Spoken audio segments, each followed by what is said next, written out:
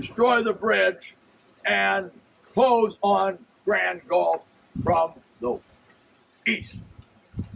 Other troops are going to land here, and among the troops that are going to come in there are going to be those Connecticut boys, an Irish regiment. Who the Connecticut governor is looking into getting a monument somewhere. I hope they don't put it up here. Now it'll be over Grand Canal. Okay. There'll be a little more action here for them. What they do, they're going to see that locomotive, which you can see up at the Science and Industry Museum, pulling a car, and on that car is a cannon, a field piece, protected by cotton bale. Now, Virginians do not like this episode that's going to take place here on that day, because the Virginians have a big sign up there out at Savage's Station, the first use of a railroad gun.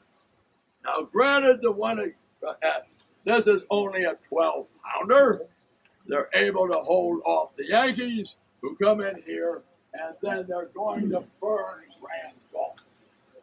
All except that Spanish land grant cabin there, and where the superintendent lives now, before the day is over. So that's going to leave very little. Send a message, hopefully, to these Confederates to quit firing on Union vessels. And of course, Bobby Crick and them do not like this to happen.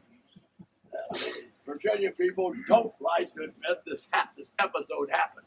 Granted, it isn't a 32-pounder, but the principle is the same. And it is in an engagement here, just like the one at Savage's Station. And it so happens Savage's Station is after, it's 3 days after this event. So the way I count arithmetic, this happened here in the Mississippi before Savage's Station. So if you're taking a tour there and go into their new museum down at Tredegar, always raise that question to the staff there. You do that ever? You're not as mean as I am. I'm not as mean. So Grand Gulf is burned at that time, but we'll go probably up to, just to kill the time of day, because I want to talk about that. Anything to add about 62 here? All right, we'll go on up to Fort Wayne. Now you're going up here. Now this submarine here is not the highway. We need tougher bus marshals.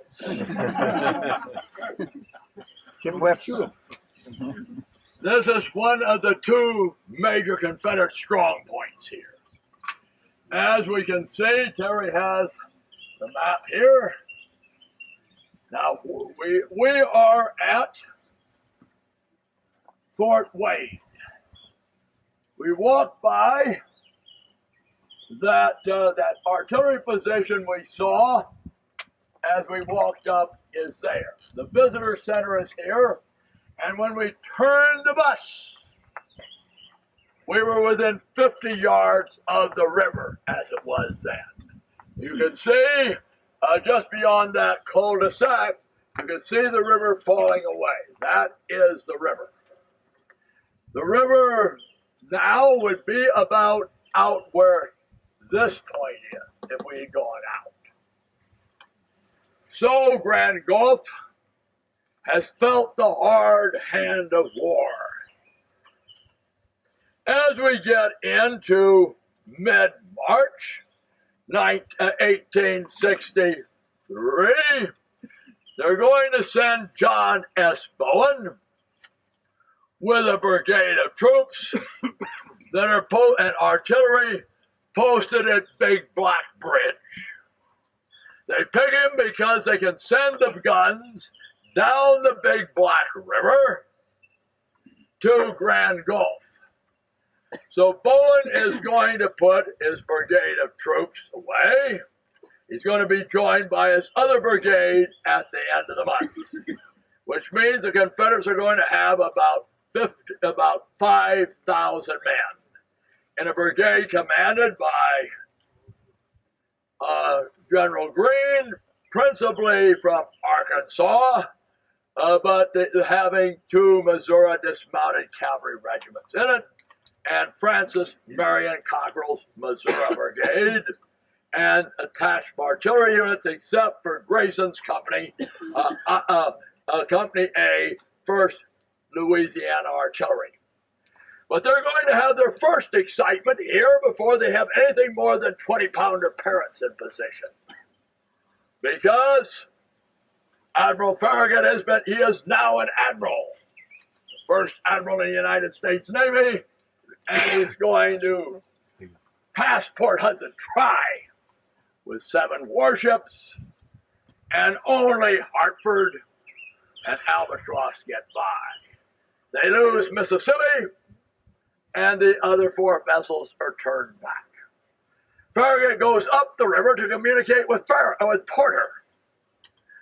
And on the afternoon of the 19th, if we were a Confederate looking out there with no trees to obstruct our view, we would see Hartford and Albatross coming upriver. They're breasting a heavy current, so they're not making good time, and the Confederates will open fire with their 20-pounder Parrots, boom, boom, boom, cause casualties on Hartford, but not on Albatross, and they will go up and meet at Bowers Landing with David Dixon Porter. Porter is going to supply them with coal loaded on barges floated by Vicksburg, and they're going to run 2 of the rams by Vicksburg. Switzerland will survive. Lancaster will be no more. That means when the Federals start downriver again, they're going to come down on the last day of March, and this time they're going to have an advantage. They're going to have the current giving them additional speed, and they're going to have the sun in the Confederate eyes, and they're going to pass Grand Gulf. But in the following weeks, Grand Gulf has been passed, they've engaged, and by the 29th, the Confederates are going to have a formidable system of earthworks here. They will have completed Fort Wade, where we are. We have out in front of us, less than a quarter of a mile, is the edge of the river. We're about 25 feet above the river here, as you can see on the bluff here, and we're going to place 4 heavy guns here and some field pieces. They're going to then, up here at Fort Coburn, on the edge of a bluff 40 feet above the river. Gives me an idea of how you would have the guns of Navarone if you were doing it about the Civil War rather than WW2. So these guns are going to be on a bluff above the river. 4 heavy guns look like they're dug almost into the edge of the bluff. Connecting the 2 earthworks, the 2 main strong points, are going to be rifle pits in a covered way. So you can move troops from this area to this area back and forth, and then back behind here, up in the cemetery on the ridge behind us, a handsome old cemetery. The Confederates have positioned rifle pits and additional field pieces ranging on the river.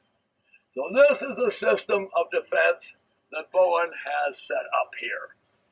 Bowen, unlike Pemberton, is cognizant they've got a big threat on the west side of the river.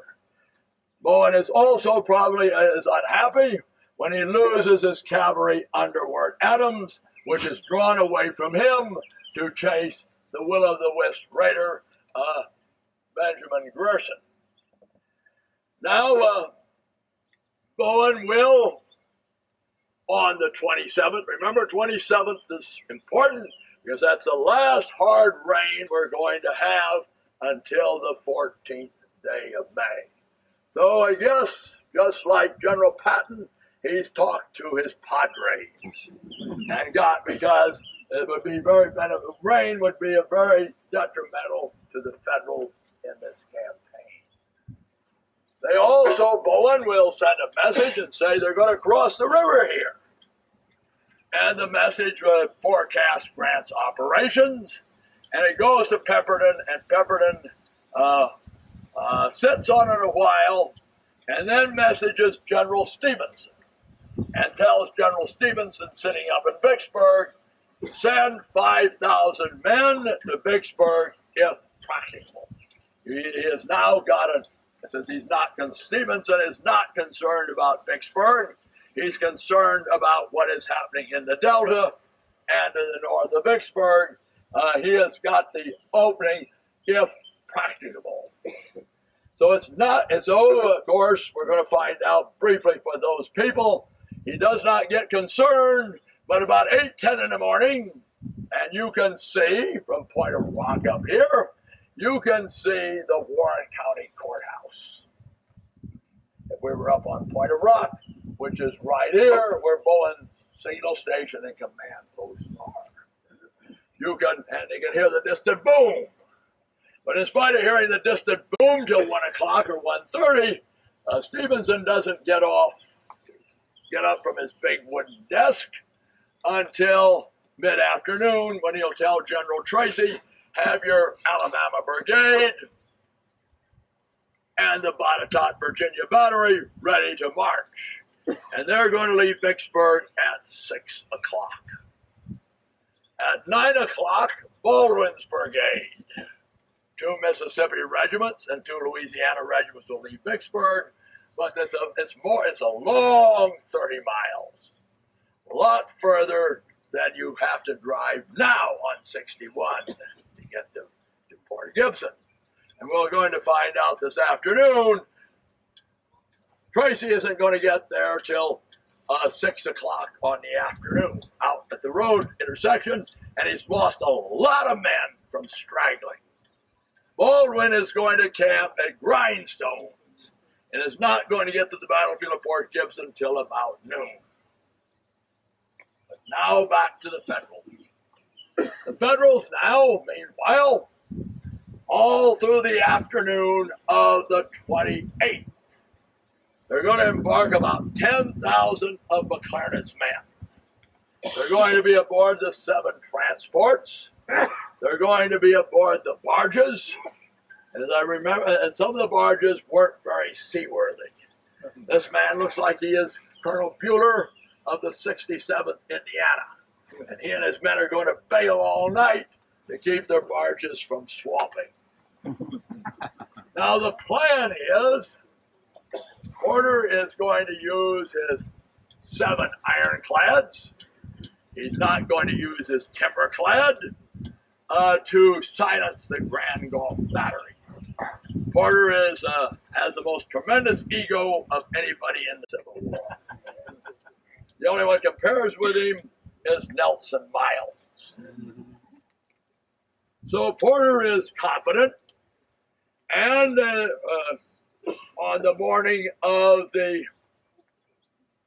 29th, the transports are going to pull away from our Times Landing and drop downriver a mile or so. The tug Ivy with Grant aboard drops down the river further, and all of a sudden they can see the fleet coming. Now the fleet is going to be broken into 2 squadrons. They're going to use the 4 Eads City series are going to be assigned to taking out Fort Wayne. And they're going to drop down. They're going to open fire as they round the head of Bobby Point, drop down, round 2, and more just opposite Fort Wayne. Pittsburgh, and yes, somebody pointed out, Pittsburgh was not universally spelled with an H at that time. And the Navy spelled Pittsburgh without the H. Then Louisville, Mound City, and Corunna. Forget about Lafayette here, it's going to be there later. The other three ironclads, Flag, Benton, Porter aboard, the new ironclad Lafayette, Side Wheeler, and the rip-off ironclad Tuscumbia are going to initially take position in the Grand Gulf. Their mission is to knock out Fort Coben. Now there's going to be a duel. Now the Union are not doing well against Fort Coben. Tuscumbia is going to be hit 81 times. In securing the armor to Tuscumbia, they didn't use a cap or a bolt on the interior against the wood backing. It secured the wood backing by spikes. As any dunce knows, if you take a sledgehammer and hit a 2x4, you'll spring the spike, the nails. So you can imagine when a shell hits Tuscumbia, what happens. And she is drifting downriver out of action. So scratch one ironclad. Fortunately, the Confederates don't occupy the Louisiana side down here, or they would have a rip-off ironclad in their hands. Benton is going to have her, one of the weak spots of the ironclads is where the steering cables, after they come off from the spool underneath the wheel, have to emerge from the casemate to tie into those twin rudders. One of them is cut, and Benton is going to drift into the bank here and make repairs. Lafayette will then, now we've gotten those with Benton disabled temporarily, Tuscumbia knocked out of action. That means Lafayette will now come down here to add her fire to these four East ironclads. And they're going to smother Fort Wayne. You look like William Wade and you're going to lose the top of your head. They're going to knock out Fort Wayne. And soon the guns of Fort Wayne cease firing. Now, by this time, Porter has effected repairs on the steering cables, on mounds, on Benton, and they're going to put 6 ironclads against Fort Coben. Fort Coben has only 4 guns, and their fire begins to slow as they suffer, as they're pounded by the 6 Union gunboats. Finally, Porter, about 1:10, beginning to not be quite as cocky as he was before.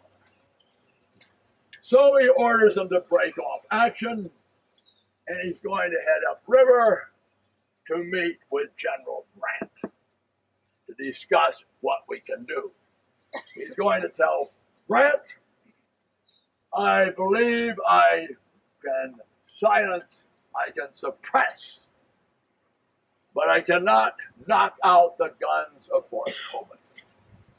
Now Grant starts thinking, what is a good idea to bring his invasion barges and his transports in here and land his men on the assumption that Porter can suppress the fire of the enemy. So Grant is going to say, all right, we'll call off the bombardment. McClernand, get your tail back here to Hard Times Landing and land your men. Now Grant likes to romanticize a little bit. He's going to romanticize and says he's met a black man. The black man has told him there is a good road leading eastward from Bruinsburg to Fort Gibson. Because up to that moment, Grant, at least in his memory, You always like yourself to look better in memory than you actually are. And then in his memory up to that time, he's planning to land at Rodney. Rodney is further downriver, gives the Confederates more time to react. But I do not think a man as wise as Grant would have done that. But he's already had Harry Wilson with scouts aboard ashore up here, near the area where we saw that road Karnak, looking there. He's had people ashore down here.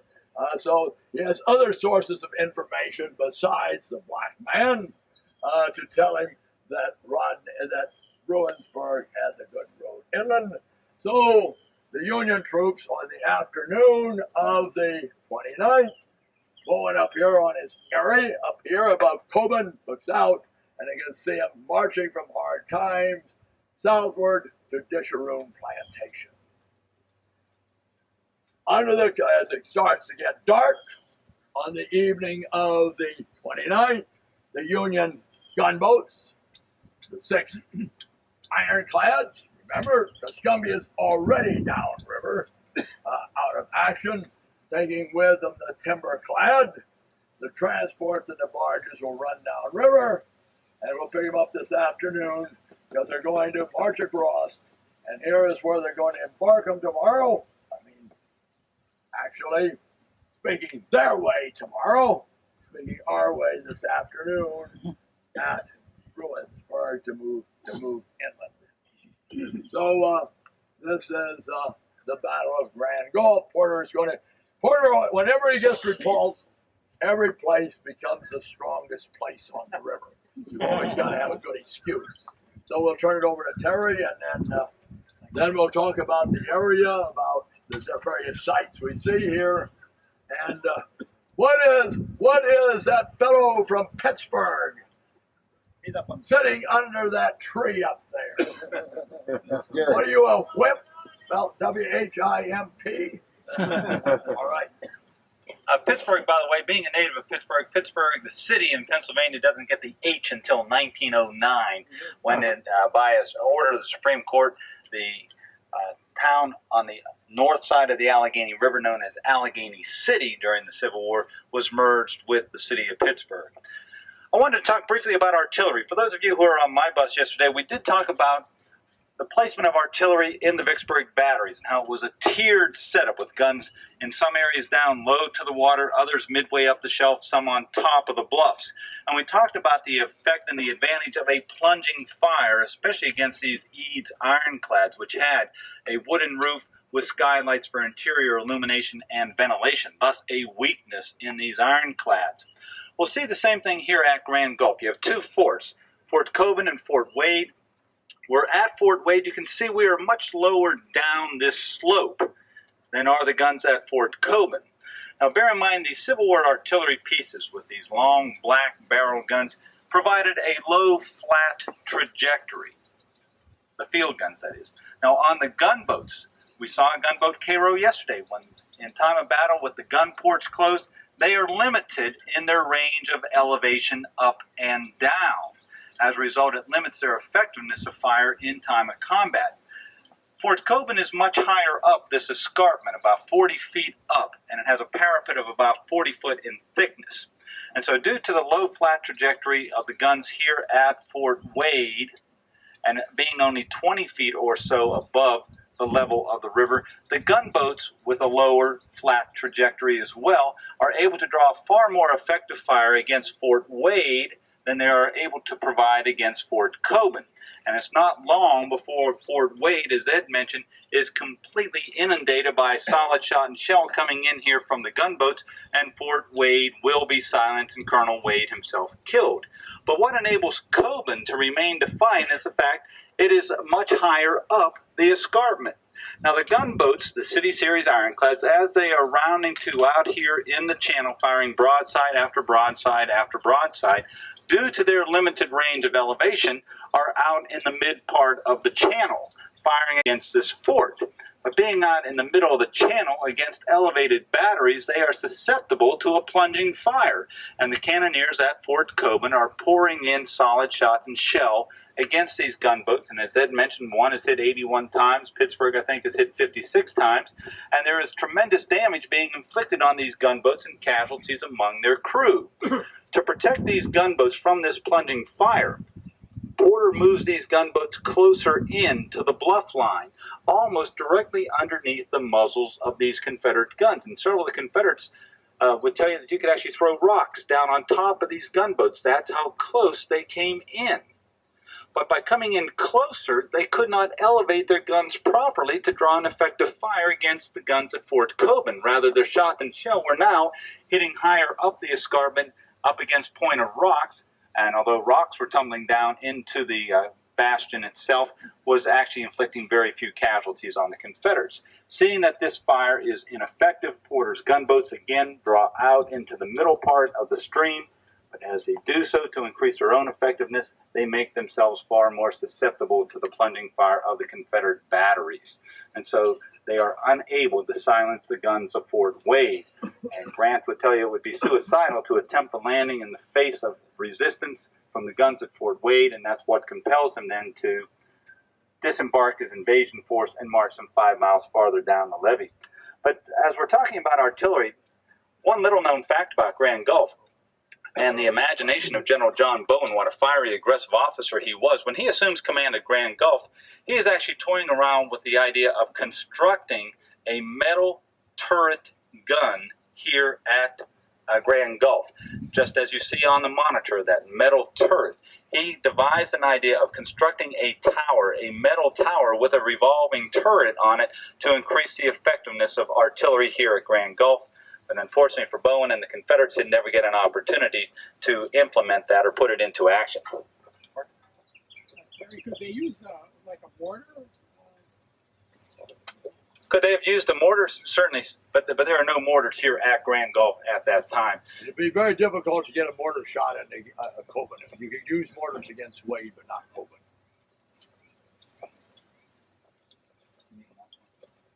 About 3 points here. Number one is when Ed mentioned that Grant had the second running of the batteries at Vicksburg, one of the boats that goes down has 3 reporters on it. One of them's named Albert Richardson, who would be one of Grant's early biographers. They, unknown to Sherman, will float to the Confederate side of the shore and be housed at the expense of the Confederate government in prison. Sherman thinks they're drowned. Next day, he learns that the boat has gone down with the reporters. He goes, I guess we'll get our news from hell before breakfast. Fred Grant is here with his dad during this fight, and he writes later on in an article, on the 29th of April, our gunboat steamed down the Grand Gulf and engaged the enemy's batteries for about 5 hours. Father was on a little tug which moved about the fleet. I kept close to him and saw all that was going on. After a trip to the Louisiana shore, we went on board the Benton, and as we entered the porthole, you can tell he's a landlubber. We all know it's a little round window. As we entered the porthole, I was sickened by the scenes of carnage. Admiral Porter had been struck on the back of the head with a fragment of the shell, and his face showed the agony he was suffering. But he planned on a renewal of the conflict for that night in order to permit our transports to run past the Confederate batteries. During this interview with the Admiral, he asked me if I wanted to stay with him and suggested that I might fill the place of a gunner he had lost. The scene around me dampened my enthusiasm for naval glory. So I replied, I do not believe that Papa would allow me to serve in the Navy. It's a good way out. One other point, a minor point, but it's going to play into things, is that while the battle is going on, remember that General McClernand has put troops on board the ships, the transport ships that are waiting upriver for the opportunity for these guns to be silenced. They're issued 3 days rations. Now they're going to be sitting on those boats all day long, and they're never going to be brought into action. So they're going to embark, sit on the boats all days long, disembark, and then eventually march to Disarray. Now what are soldiers going to do when they're sitting on a boat all day long? Eat. And those 3 days rations we are going to see are going to be consumed. That's going to come into play later on this afternoon. Question? Toward us and crossed by Pierre, right where we did, and burned the bridge behind him, putting that water barrier in between him and pursuing federal soldiers. On May the 2nd, troops of General Logan's Union Division will come down this road toward us once again, simply to see if indeed this crossing were intact or what the situation was. They would see both the railroad bridge as well as the road bridge burned, and so not attempt to force a crossing in the presence of the enemy. That's simply keep the Confederates occupied for a while France's main force is trying to build a bridge across Bayou Pierre there at Fort Gibson. We'll talk more about those operations after we discuss the battle up here on the battlefield. There are quite a number of antebellum structures still standing in the town of Fort Gibson. It is a town picturesque in the extreme. For those of you who have not had the pleasure of seeing this town, I think you're in for a real treat. From the town of Fort Gibson, we're on the high ridge over which runs the Bruinsburg Road. In just a moment, you'll see a road cutting off to your left. That's the famous Y, as we call it, the fork in the road. The Bruinsburg Road will continue straight. The Rodney Road will go off to your left. Got it. Yeah.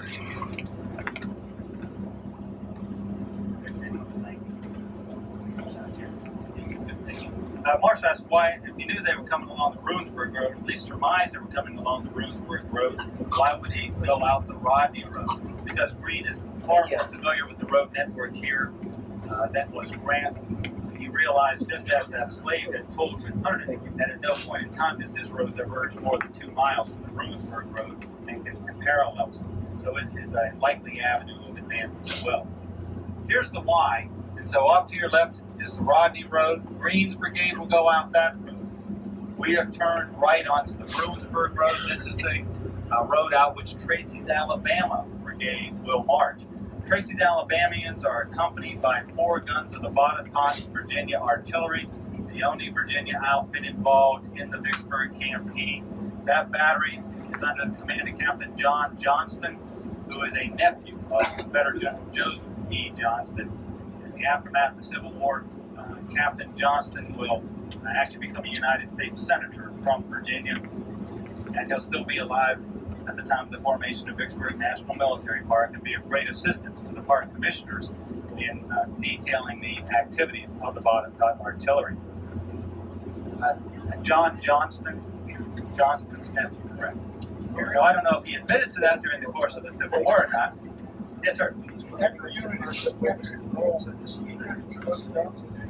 question is, after a unit is paroled, do they have to be busted up? No, they don't have to be, but it all depends on how many men come back, whether they're reconstituted as that unit or broken up and dispersed among several other regiments. If enough of the men come back to service, they will then be reconstituted. Say the 35th Alabama, for example, is captured and paroled here in Vicksburg. If enough of the men come back, they will be reconstituted as the 35th Alabama. If not, the individual companies will be broken up and placed in with other units, or they will become a consolidated unit, such as you see oftentimes with the Tennessee regiments. Now, from that Y, it's about 3 miles out to the overlook of Bayou Pierre, where Tracy's men will bivouac for the night and draw up their line of battle, fully expecting the enemy with the rising sun. These Alabamians bed down in line of battle. The 4 guns of the Botetourt artillery are charged and ready for action. It is a very tense night on the night of April 30th, May 1st, because the rumor mill has it the Yanks are pushing steadily through the night. Well, shortly after midnight, the sound of firing can be heard off to your left on the Rodney Road. Again, about 2 miles off to your left. Those are the opening shots of the Battle of Fort Gibson. The battle will increase in fury from midnight all the way up until around 3 o'clock in the morning, when almost by mutual consent, suddenly the firing stops and both sides will bed down for a few hours of rest. There is no fighting here on the Bruinsburg Road in that night battle. This is a very rare night battle during the course of the Civil War. Why don't you fight at night?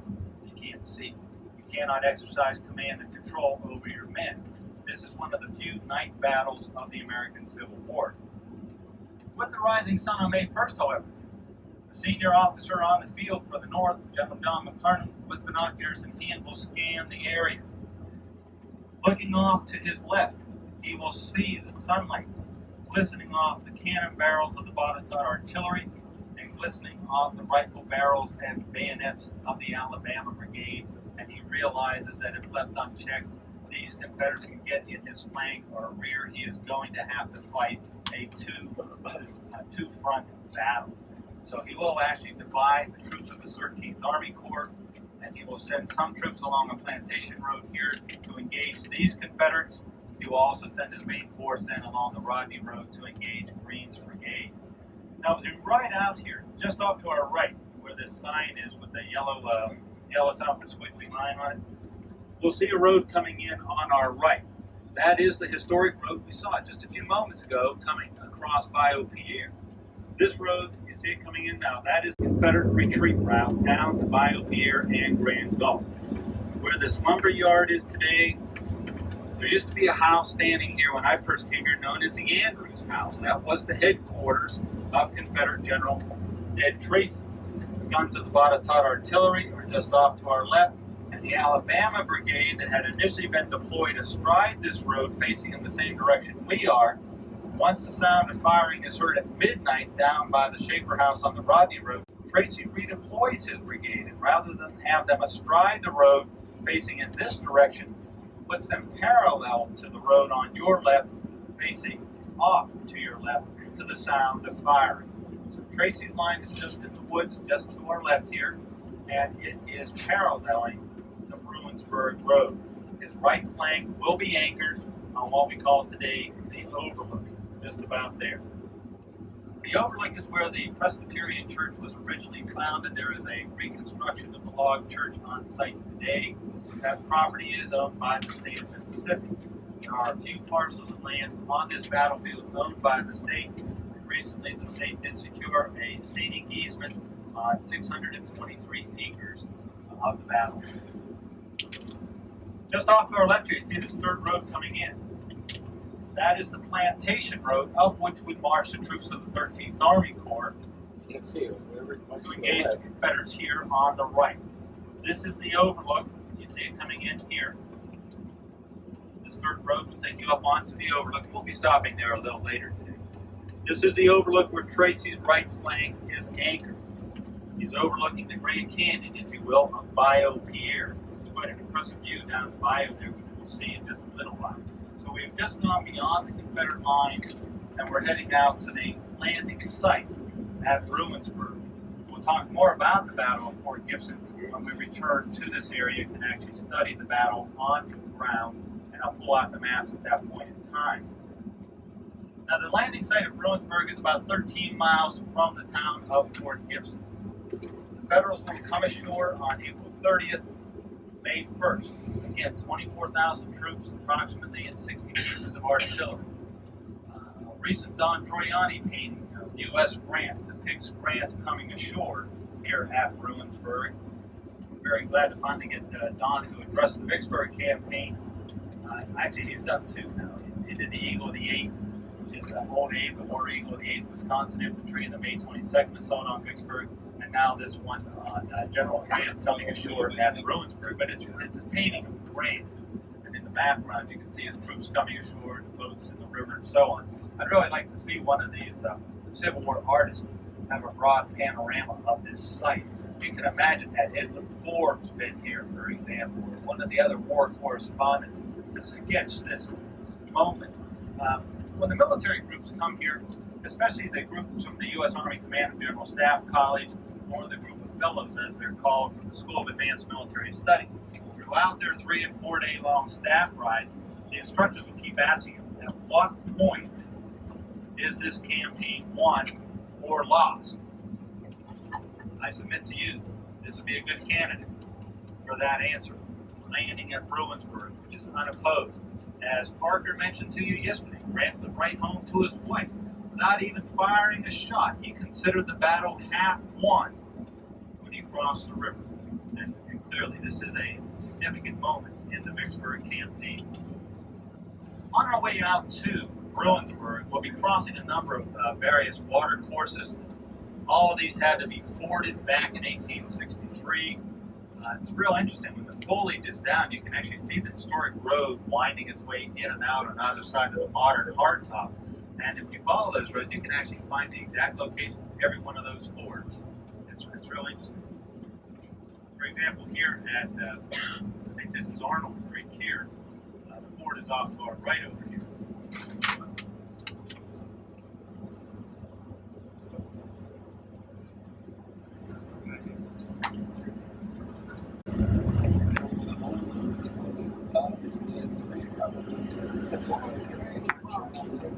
What is the cash crop of Windsor? As with most plantations in this region prior to the Civil War, cotton. Marijuana.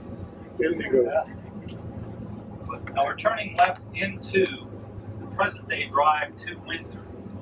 For those of you who have not yet seen Windsor, it will take your breath away. The ruins of these will take your breath away.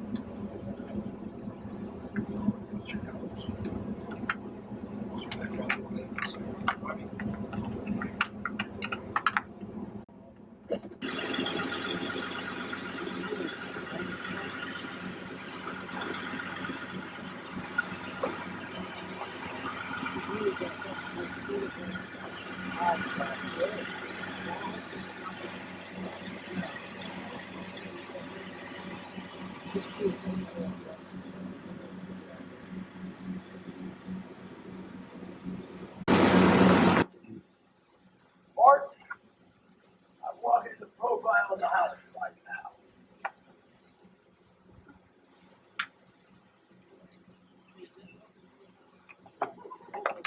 He's leaving.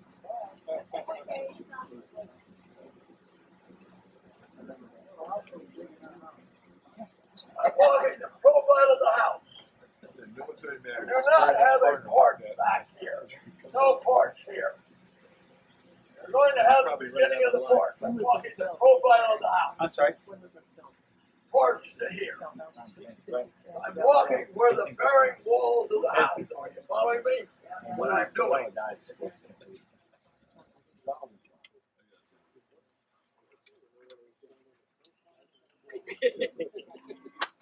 I've just walked the profile of the house.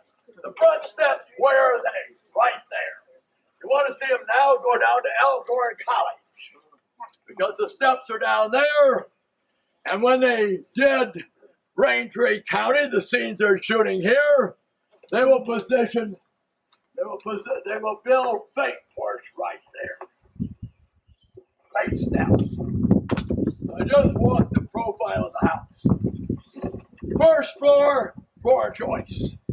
Second floor, the joists. Then you have the roof, and then you had a captain's walk, as you can see in the drawings of it up there. 22 Corinthian columns. The columns, ironwork cast in Cincinnati. Built by Smith Coffee Daniel. Completed in '59. He's dead by the time of the Civil War, and his widow is living here.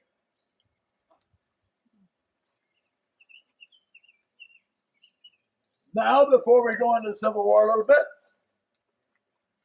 the next big crowd they'll ever have here, after the period of April 30th through April 5th. By April 5th, all the Yankees are gone from here, and only Union patrols will return. It was in the summer of 1956. They're going to shoot a number of scenes from Braintree County here. Liz is staying in Natchez, and according to gossip, consumed great amounts of gin. Now, the day I'm down here, cars were parked for 3 miles in that direction. Most of the traffic coming there, and a mile in the direction we came. That'll be through several days. Crowds estimated at 5,000 to 6,000. Now, at that time, there was a black family who looked after the property, whose fireplace you can still see. They set up Liz's marquee. undoubtedly modeled after Antony and Cleopatra. Her marquee was set up back beyond there. It was all clear around here then. And there, between shows, between shooting scenes, she would sit in a chaise lounge. And while she did not have Nubian slaves fanning her, she had a number of maids fanning her, not with the great fans like the Nubian slaves would use in the movies. Monty Cliff kept a low profile. Now the scene they're shooting the day I'm here, I tell you, if I only wish Marvin Sanderman was here, and I know where I would put Marvin. Marvin, on the morning of the last day of April, the Union gunboats, anything that can carry troops, they know they're not going to have any bombardment here, but any type of craft can carry Union troops. They're going to embark McLaren's men. And they're going to start shuttling them across the river from Disharoon's plantation downstream about 10 miles and put them ashore at Bruinsburg. The first troops to come ashore are from the 21st Iowa, out of Colonel Stone's brigade, and they're going to come. Their band is going to play the red, white, and blue. They're going to grip the rifles strongly as they come ashore, expecting to meet enemy. But the nearest enemy, Ferguson's cavalry, is pursuing the nearest Confederate cavalry. Word Adams is down in getting down on the Louisiana border, chasing after Grierson. So they're going to be met by only a handful of blacks. What remains at Bruinsburg now is reportedly a tree that they used to snub steamboats up to. The river has changed its course and moved considerably further to the west, and there are a few cisterns in Bruinsburg, and they're going to land. And again, as General Parker, General Hills has said, they have the Yankees have pretty well eaten their 3-day rations issued to them on the 28th, 29th, 30th. Even if you're well disciplined, you're now through into your 3rd day. So that means when they come ashore, they're going to land here and they're going to go back for another shuttle and such. Now, traveling with General McLaren is the original Tricky Dick. The original, you people from Illinois should be enthused to know that the original Tricky Dick is Tricky Dick Yates, not Tricky Dick Nixon. And Grant is going to arrive, and he's not going to be very happy about it. So that means when McLaren's men move inland, they're going to move out fast, and many of them are going to be pushing or carrying barrels that's going to have salt pork, hardtack, etc., up until they get on the bottom. Now, just like at Grand Gulf, when you come up out of the bottoms here at Bruinsburg, you come up onto an escarpment, gaining an elevation about 75 or 80 feet in about 150 yards. So they're going to come up here, and they're going to camp in the fields just south of Windsor. When you came here, was this cleared all around here? It was. This was cleared, so it's as late as the middle 70s, it's still clear all the way. And you can see down there to where the Bruinsburg Road comes up on the bottom. And here the federal troops will rest a short time, and we're going to pick them up on their march inland when it begins about 5 o'clock or thereabouts on the Rodney Road as it moves inland from Bethel Church, which would be located at that point. They're going to move in on that road. It's going to be decided they're going to make a night march, something you do not do very often in the Civil War, because for the same reason we didn't march at night when we were fighting Orientals in WW2 and later wars. They do not know, they don't march at night, but this time Grant is going to decide, and again he's going to let McClernand, his least favorite general, lead the march inland. Probably it has to be McClernand because his corps was designated to become the first ashore at Grand Gulf. When you don't come ashore at Grand Gulf, they're not changing the landing order, and his corps will be the first to come ashore here. And then they will move inland, and they will. It's wonderful that we passed that road. Father Miller made a good selection because the road, the Rodney Road, if we drove it, would be just as exciting and more exciting in places than that road we drove this morning, getting to Grand Gulf. So that's the road they're going to march in. Now the Confederates are beginning to take action. Too late, General Stevenson. That man, remember, if you see Bob Crick, call attention. He is from Fredericksburg. He's a West Pointer. He is buried in Fredericksburg, General Stevenson. In fact, you even have a 2-for-1 there, because General Sibley is in his lot. And everybody here likes to model himself after General Sibley. So that means that Stevenson is finally going to start Tracy southward. Now, Terry is riding, he's riding a limber as he heads southward, as he heads out, because he's in the Botetourt Battery with Tracy's brigade. So about a 2,500 man brigade, but they're only going to get here with about 1,200. Why? They leave here late, and they've got to go south this way.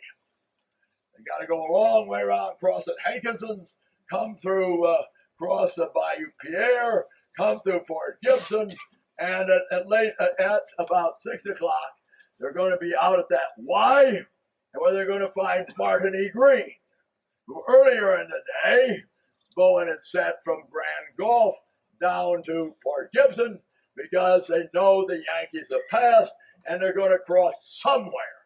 They don't know just where they're going to cross. Grant has that advantage. He knows he's crossing at Bruinsburg. The Confederates, because of the lack of cavalry, don't know where they're coming ashore. So they're going to move out here. So Greene's going to be at the junction, and then they're going to get Terry, this young private in the Botetourt, Virginia Battery, and he's going to tell Tracy, you take your people and go out the Bruinsburg Road just like we did, and take position at where you have a crossroad, now called the Plantation Road, and position your place as people near the end of the south. And he will take his men out and position them at Magnolia Church. Well, he sends a detail of 4 men. This looks like Corporal Tisdale here. Corporal Tisdale with 4 men will go up here to the Schaefer House. There is the Schaefer House. There is Magnolia Church. Here it shows where they got a large amount of open ground, is indicated here because it's generally level. And he's going to post Tisdale there, and he's going to assure Mrs. A.K., old lady Schaefer.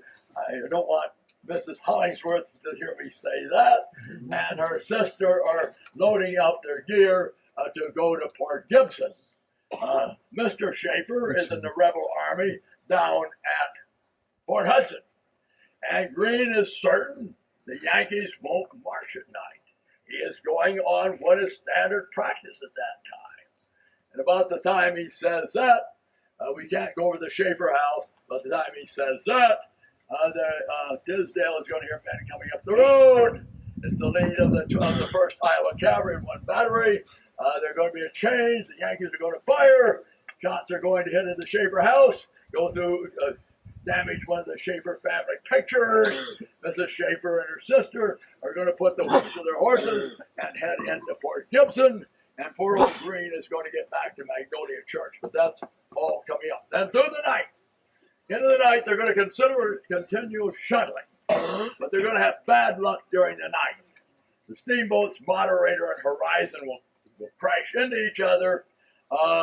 Horizon will go to the bottom. drowning the horses of Bolton's battery, but fortunately not drowning any of Bolton's men, and they'll suspend the crossing until resuming the next morning when McPherson's men come. And I turn it over to my worthy colleagues, one of who's now become a private in the Botetourt Battery, and the other become Corporal Tisdale. Actually, I've been promoted to sergeant. I've been wearing sergeant stripes for several years now at the park as a member of the 1st Mississippi Light Artillery. Parker mentioned the other day, or one of our earlier stops, about the issuance of rations to McClernand's troops and how they consumed them all. And Ed just mentioned briefly how, as a result, when McClernand's troops come ashore, they do not have rations or ample quantities of munitions, and boats have to be sent back across the Mississippi River, loaded up, brought back here to the Army at the landing site, and distributed among the troops. My point is, valuable time is lost, which could prove disastrous for the Federal Army if there is a Confederate presence in this area. Fortunately for McClernand, there are no Confederates in this area. Otherwise, they could have possibly posted artillery here in the high ground, pointed down on the landing site, and contained the Federal landing. Valuable time is lost. But once the rations and munitions are distributed, McClernand's men will push up that escarpment, filling their haversacks with hardtack and other food supplies. They were also issued an extra meat ration. As a soldier in the 21st Iowa mentioned, they carried their extra meat ration by placing it on their bayonets. And as he was coming up the escarpment, he said he turned around and snaking its way for miles from the landing site was a Union column. Hanging from their bayonets were sausages, pork, ham, slabs of bacon, all sorts of other things of that nature. It would have made quite a humorous sight, I'm sure. But as the Federals come up here and began settling down in the vicinity of Windsor, Mrs. Daniel and her daughters were all known as she-rebels, and they made it clear to McClernand that he and his staff were not welcome at this area. But the slaves of the Daniel family certainly talked quite freely to McClernand and his staff officers, and they informed him of the presence of the Rodney Road, less than 2 miles away, telling the Union general that at no point in time does the Rodney Road diverge more than 2 miles from the Bruinsburg Road, and that it parallels it the entire way all the way back to that Y. Seizing on this opportunity, McClernand, who was fearful there may be Confederates in position on the direct road between Bruinsburg and Port Gibson, opts to take this circuitous route, possibly to outflank any opposition that might be between he and Port Gibson, and march through the night in hopes of capturing the bridges across Bayou Pierre at Port Gibson intact. And so this is the reason for the night march, and it works very well for the Federal favor. This house, by the way, Windsor survived the war and burned in 1890 when someone dropped a cigarette into a trash can during a party. So it actually survived the war. After the battle, was used as a hospital. Let me read you a very... Over there, and the cave was not there. You can jump down in what looks like the Grand Canyon of Mississippi. You're going to go down about 80 feet into the Bayou Pierre.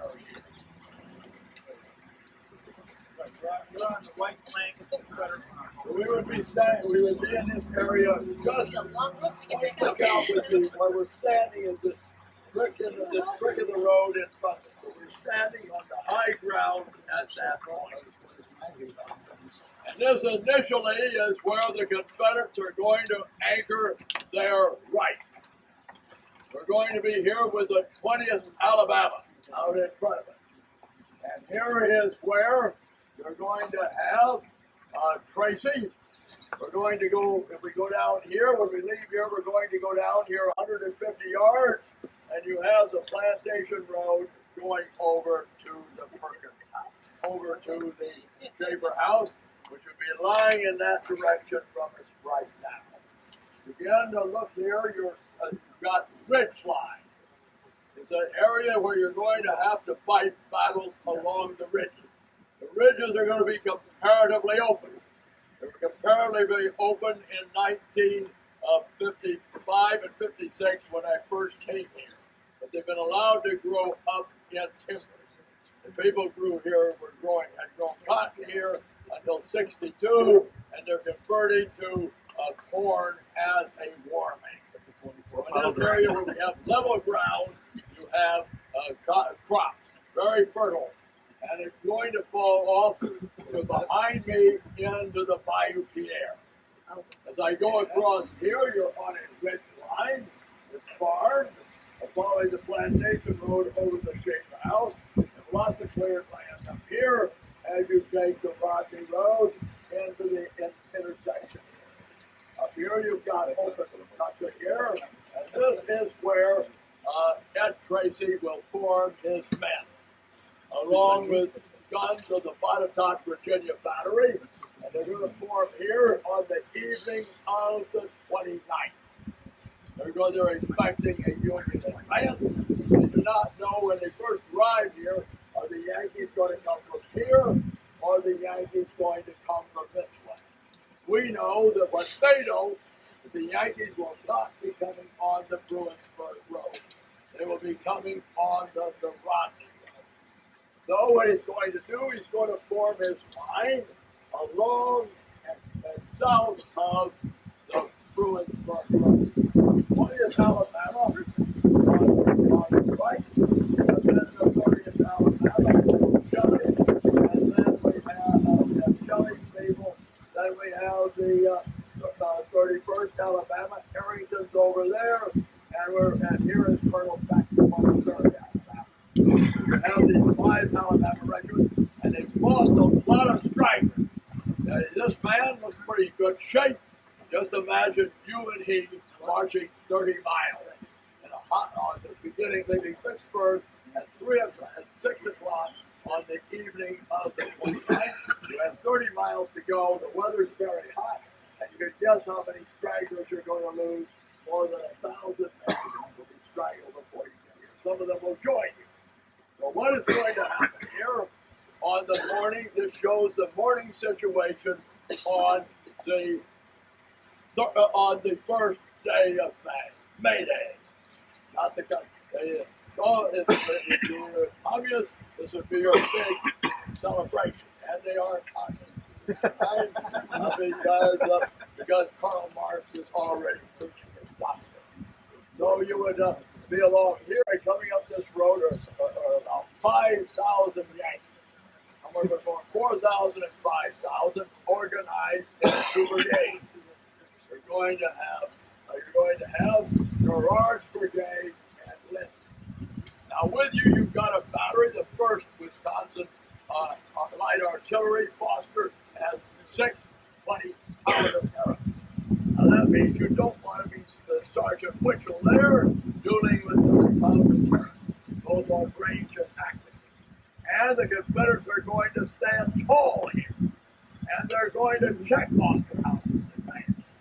But Tracy is going to lose his life. They're going to be sitting in there. The guys in the overjoyed battery are going to hear the spat.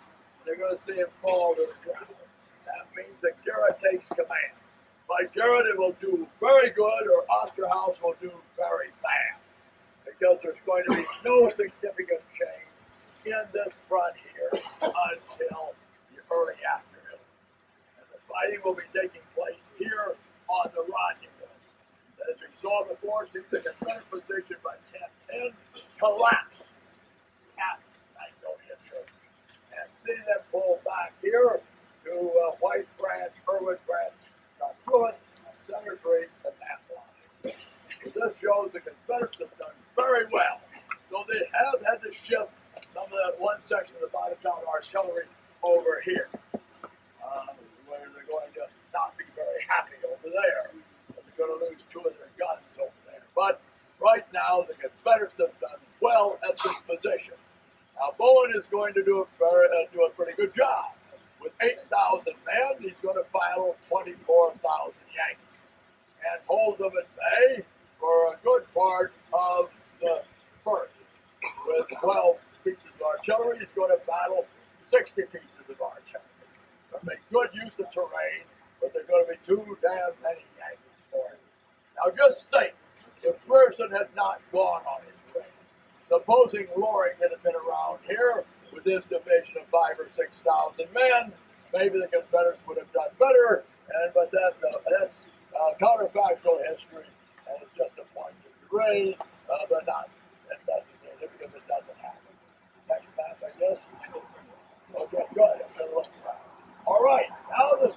situation is changing. We have Garrett is now in command at this point here, and Osterhaus is going to try again. Maybe he's going to do better against Garrett than he did against Tracy. He has the bulge on his side in numbers, and he's going to try and turn the Confederate flank. Remember, we are right here. And coming in along our flank there, I'd like to put Marshal Froelich, I'd like to put Marvin Sanderman, and a number of our well-conditioned round-table people to work their way to that other right there to get on the Confederate flank. So Osterhaus gains the middle ground here, but the Confederates still hold. Now we can say we talked about the fighting here. Confederates 3.5 years and not. So right now, the Union are not doing well. Grant has to be worried about Confederate reinforcements coming down from Vicksburg for them, because they're undoubtedly identifying, and from Tracy's brigade, who come from Vicksburg, Bowen's brigade. Now we have reinforced this line.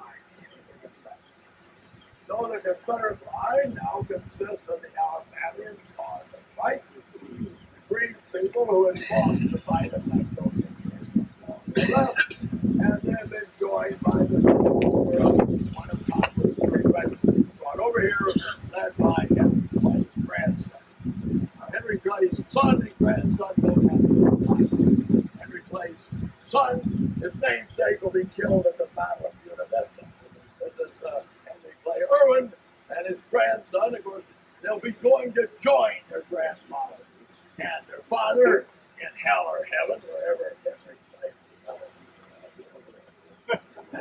All right, so now we've got real trouble. We have on the scene, and we're out in the open. I want a good huzzah for John Logan now. I did not get a good one in the church. Now put it down in the very diaphragm of your stomach. Huzzah! And Logan has arrived, and coming in on his position on the left is Smith's brigade. He's really Schmidt. He simply changed his name to Smith when he becomes an American citizen, having been born in Switzerland. But better yet, he's in that Galena clique, along with Elihu Washburn and Ulysses S. Grant. So what he's going to do is have them on the Confederate extreme right. Opposing the Confederate extreme right, the Confederates have now been pushed back to the Lot Ridge along the house and along here to the going down this road here to the Wheeler's house, along the Rocky Road, and the Confederates are in bad trouble. They're in very bad trouble on the right. The Confederates are doing magnificently on them, holding holding 6 Union brigades. But they can say we're in trouble. We better get out of here. So the Confederate flight about 4 o'clock is going to retreat, and they're going to head for Grand Gulf. So we have the Confederates leaving here and retreating to Grand Gulf. That means Garrett, Greene, and the 6th Missouri. Now Cockrell with the 3rd and 5th Missouri, Baldwin with the 17th and 31st Louisiana, and the two Mississippi regiments, 4th and 46th and 40th. If they stay here, what's going to happen? The Union are going to advance along this road, get into Fort Gibson first, and that's the end of Cockrell and Baldwin and Baldwin. They're either going to have to retreat to Fort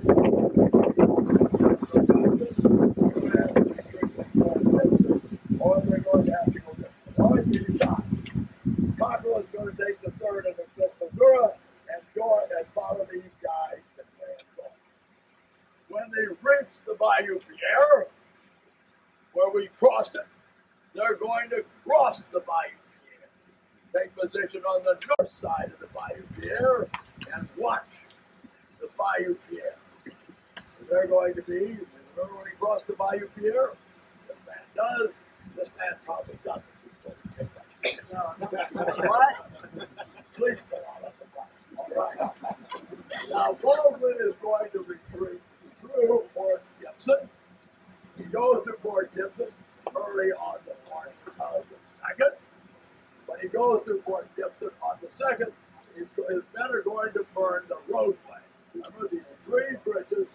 This bridge up here across the Bayou Pierre, and the bridge across the Big Five, and grindstone are suspension bridges. That means you just burn the roadway. The bridge isn't worth a damn once you burn the roadway. So they're going to burn the roadway, and they're going to retreat by way of grindstones forward across the Big Bayou Pierre and take position across the Big Bayou Pierre. They're going to try to burn the roadway across the Big Five, and they're not going to do a good job. They're going to have this fellow here, looks like a Yankee. They're going to charge him over, and they're going to capture the bridge before all the roadway goes through. The Confederates have just grown, destroying that bridge. So the Federals are going to march in here about 10 o'clock in the morning with A.J. Smith's division out in front, and they're going to occupy Fort Gibson. Now, an apocryphal story here. You don't want to get into too big arguments. Grant, well, that they advertised Fort Gibson as a town that Grant says is too beautiful to burn. Now, Grant would not burn any towns. Grant it's the soldiers who are going to burn the town. Grant, Fort Gibson is a rather beautiful town, has lots of antebellum houses, so they have to justify in their mind why it doesn't get burned. So the Union has now occupied Fort Gibson. They have occupied Fort Gibson, and now they've got to rebuild a raft bridge across here to get the men across here. They're going to send men up the little Bayou Pierre to try to get across the Pascagoula board, and they're going to send your hero General Logan down to try to get across at the Bayou Pierre. But for this time, as we get into the evening of the 2nd, the Confederates are going to have to get out of here.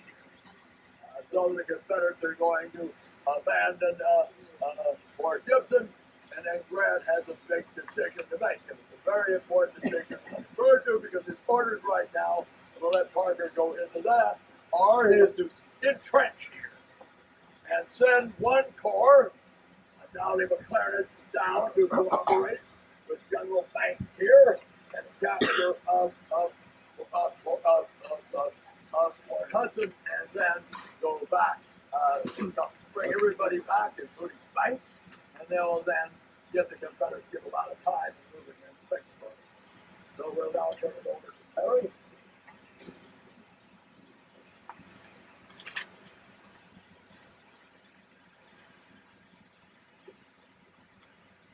The Alabama Brigade, led by Ed Tracy, arrives here in the Fort Gibson area in this vicinity around 10 o'clock at night on April 30th. They are utterly fagged out from their long march to Vicksburg, yet they are anticipating battle in the morning. Tracy will initially deploy his troops astride this road, on either side of this road, facing in the direction of Windsor and Bethel Church. That's where the Confederates expect the Federals to come. But as we know, at 12 o'clock at night or shortly thereafter, the sound of firing erupts in the vicinity of the Schaefer House over on the Rodney Road. The battle rages for about 3 hours when, almost by mutual consent, things seem to die down. Night battles are very rare in the Civil War for obvious reasons. So around 3 o'clock at night, a deathly calm settles over this battlefield. Realizing that the enemy has tipped their hand as to where they are coming in the morning, the Alabama Brigade will be moved from astride this road to parallel to the road and on the south side of it. As Ed mentioned, this brigade is utterly fagged out. They are very tired. They are greatly under strength when they arrive here at Fort Gibson due to this long march from Vicksburg. Throughout the course of the night, men are continuing to arrive on the field, but still with the rising sun on May 1st, this is a greatly under-strength brigade, but it is supported by 4 guns of the Botetourt artillery in position here. With the rising sun, Gentleman Clernet, the senior Union officer on the field from the vicinity of the Schaefer House, scans the countryside and notices the Alabama Brigade out here on the Bruinsburg Road and realizes they need to be contended with. He will send Osterhaus's command up this plantation road. There are also several batteries supporting Osterhaus's advance. As Ed mentioned, the ridge lines are clear. You have a clear view from ridge line to ridge line to ridge line, and looking in that direction, the Virginians of the Botetourt artillery can see the Union guns dropping trail and moving into position. Their fire is very accurate. Although their guns are smaller caliber guns, their fire is very accurate, and in a very short time they will dismount one of the Rodman rifles from the Wisconsin battery, inflicting casualties on that battery.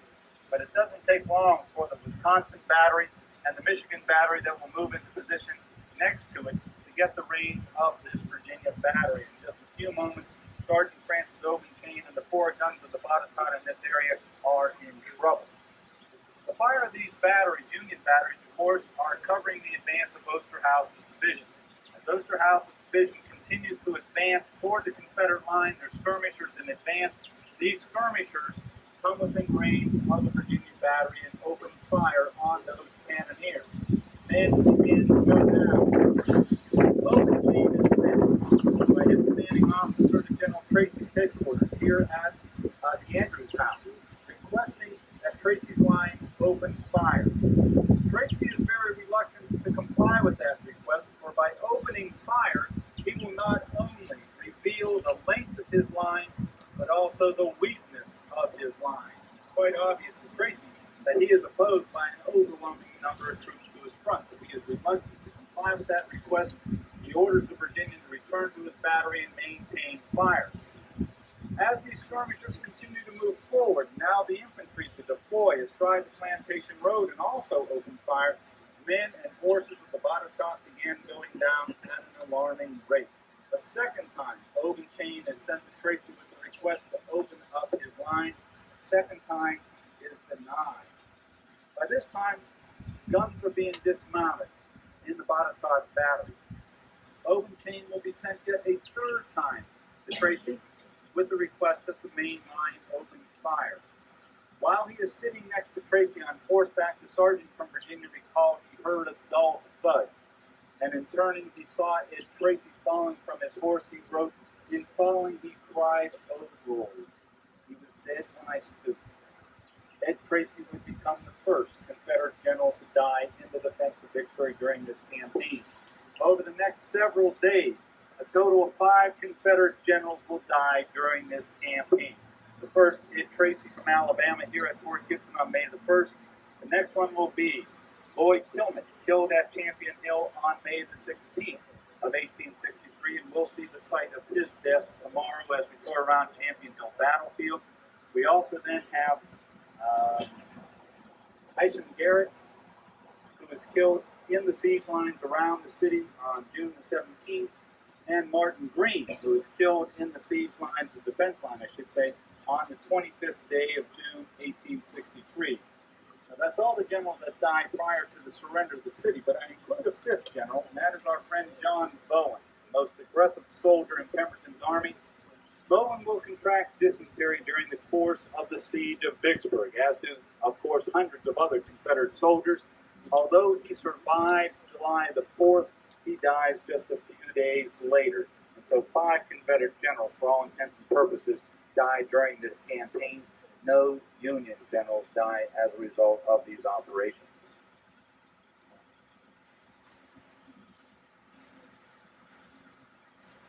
I'd like to give you an account of Sergeant Frank Obenchain and the Virginia Botetourt artillery. They are just a few hundred yards to your rear.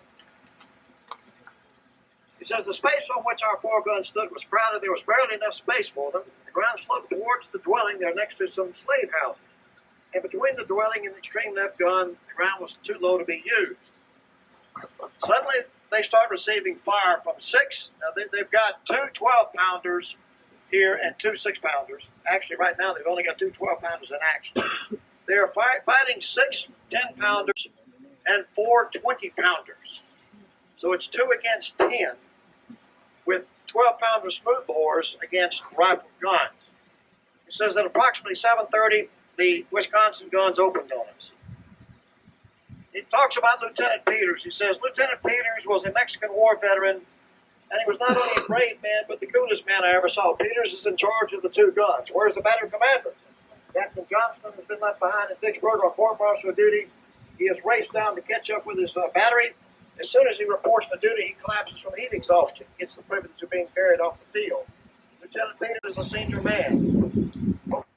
Up there where we did a sharp left turn, and the old property on the top of Point of Rock at Fort Gibson. Earl Van Dorn is a grandnephew of Andrew Jackson, the son of Peter Van Dorn. Will enter West Point and graduate in the class of 1842. He will serve in the Mexican War. He will be a captain in the elite 2nd U.S. Cavalry. Be the Confederate officer, and I want to hear a big rebel yell out of our Texan. He is going to be the officer that takes possession of whom the United States forces in Texas surrendered. He will command the Confederate forces at the Battle of Pea Ridge, and we'll show you that although the Confederates can have 16,000 men, they can lose to 10,000 Yankees. He is going to command at the Battle of Corinth, where he has 22,000 Confederates and lets 23,000 Yankees beat him. They're going to then transfer him to the cavalry, and he may have found his niche with the raid on Holly Springs on 20th day of December 1862. Shortly after that, Van Dorn with the cavalry, his cavalry division, is transferred to Middle Tennessee. He will command the Confederate Army, Confederate Cavalry Corps on the left of Bragg's army, including a brigade commanded by Nathan Bedford Forrest. They will crush a Union mounted infantry, crush a Union infantry force at the Battle of Thompson Station on the 5th day of March. Perhaps Van Dorn has found his niche. But Van Dorn is a ladies' man. Van Dorn is married. His wife lives down in Spring Hill, Tennessee. Strange to say, he's going to die in Spring Hill, Tennessee, but his wife's estate is in Spring Hill, Alabama, right north of Mobile. In the period, just 2 days before Joseph Eggleston Johnson will leave his headquarters in Tennessee, ordered by the War Department to proceed to Mississippi to take charge of operations looking toward the opposition, take charge of the Confederate forces occupying that are assembling on Jackson, and he will get bad news. The commander of the cavalry on his left wing has died. Not in battle. How did he die then? He is a ladies' man. You go look at his pictures. He has dark, sensuous eyes. He has dark hair. I don't read that. Any of the paintings. He's a type of man that would appeal to many of the ladies. Some of the ladies that I know, both in other groups and this group. When he arrives when he is stationed at Spring Hill, Tennessee, he will be enamored with Jessie Bodley Peters, who is married to James Bodley Peters, a doctor, a very wealthy man, a man who at the time they were married was twice her age. She has had children by James Bodley Peters, and James Bodley Peters at this time is living in Tubbs County, Arkansas, where he has extensive holdings, and Van Dorn is soon become quite friendly, very friendly, I might add, to Jesse. His headquarters at that time, so many of these houses stand. Jesse Bodley Peters' home, her parents' home, still stands, but this time the band general has established his headquarters in the Dr. Isaiah White House, which still stands. Now, Mrs. White has severe problems with the general living in her house. His office is downstairs, his bedroom upstairs, and she has distinct problems when the general comes back with a ride with Jesse, and they go upstairs and go into his bedroom and close the door. You can imagine what Dr. White is going to do. I don't think he's a very strong man, in captain of his house. When his wife comes and tells him, I don't care if he is a Confederate general, he is going to have to leave this house. There's things going on here. I know the temper of Dr. Peters, and it just isn't right for a Confederate general to having an affair. Now, we got to remember, morals are a little different than they are now. Many of Van Dorn's officers, staff officers, are not enthused with him because of his reputation as a ladies' man, a man who will enter another man's house, take advantage of his friendship. So Dr. Peters will ask this looks like poor Dr. White shivering as he goes up to the general and asks the general to move. The general is very understanding, and he's going to move his headquarters to Ferguson Hall. Ferguson Hall still stands, and at one time was the Bradham military school for boys. And his brother, the two big houses in Spring Hill are owned by the Chairs brothers. Is owned by Nat Chairs' mother, and that is where Van Dorn's headquarters returns on the 5th. The irate Dr. Peters. He has had stories about General Van Dorn. I think I see General Van Dorn as that woman right there having an affair with his wife, being overly friendly with his wife. And Dr. Peters will confront Van Dorn and tell Van Dorn, as he recalls it, in very strong words, you better quit having the affair with my wife, or I am going to kill you. Van Dorn does not take the warning to heart. Rumors are going to reach Dr. Peters that they have been seen together riding on the 6th of May. That's one day after he has been warned to stay away from Jesse. On the 7th, 48 hours before General Johnson will leave Tennessee to give his advice and attention to what is happening in Mississippi. Remember the Battle of Port Gibson, what day was it on? The 1st day of May. What day did the Union troops occupy Port Gibson? On the 2nd day of May. So you can see the situation is deteriorating rapidly here. So on that day, we're going to say that he represents Ferguson Hall. General Van Dorn is going to ride up, like I'm doing, and he's going to be an orderly there. He's going to hand his reins to the horse, to the orderly, and he's going in the front door of Ferguson Hall.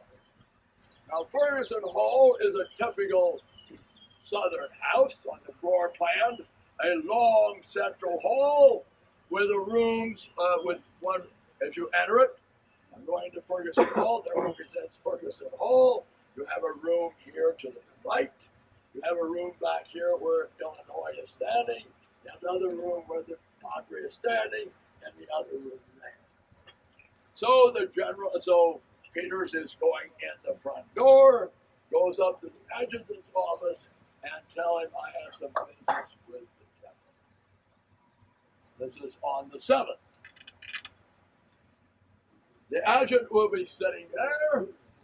All of a sudden, he hears the report of a pistol coming out of the room where you are, representing the southwest room of the house. Is Dr. Peters, and he runs by the adjutant, goes out, gets on his horse, and heads for Nashville. The adjutant has gone into the room, and there, laying over his desk like this, is General Van Dorn. He never utters another word.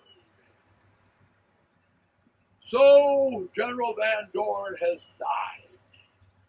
A number of it's showing you the difference in morals then and now. A number of his staff are thinking, are the opinion he got what he was asking for. Now that would not be such an important thing today with morals as they are. Peters will ride through the lines and arrive in Nashville.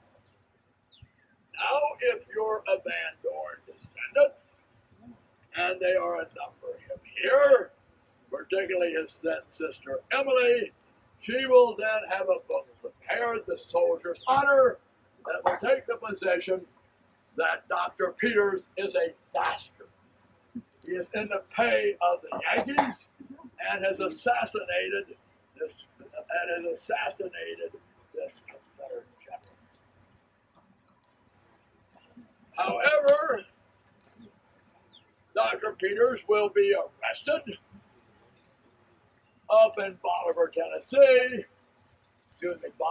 Bolivar County, Mississippi, up around today's up north of us, off 61, and near Clarksdale, and he will be brought to trial, and he's going to claim the same reason that Dan Sickles, temporary insanity, and he'll be released. So Van Dorn initially will be forgiven, must be by his wife, and they will take his body to Spring Hill, Alabama, and he'll be buried at Spring Hill, Alabama. In 1901, without his wife, who is now deceased, his body will be disinterred and buried here next to his father. They are looking south toward the hill. Now, when Gabriel